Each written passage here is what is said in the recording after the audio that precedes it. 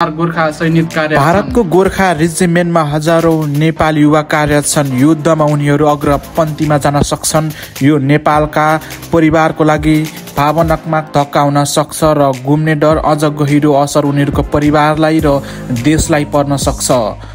यो भन्दा केही समय पहिला 2-4 दिन अगाडि युद्ध भएको थियो र त्यो युद्धमा उनीहरूले आफ्नो घर परिवारसँग रोएर उनीहरू एकदम इमोसनल भएर कुरा गरेको च्याट म्यासेज र भिडियो कलहरू तपाईहरूले यो भिडियो लिङ्कहरूमा हेर्न सक्नुहुन्छ।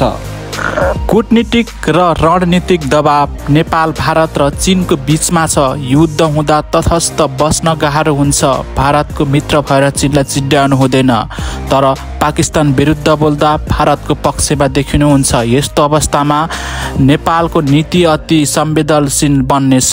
रोजगार र रेमिटान्स घट्ने, भारतमा काम गर्ने लाखौं नेपाली कामदारहरू प्रभावित हुन सक्छन्। उनीहरूको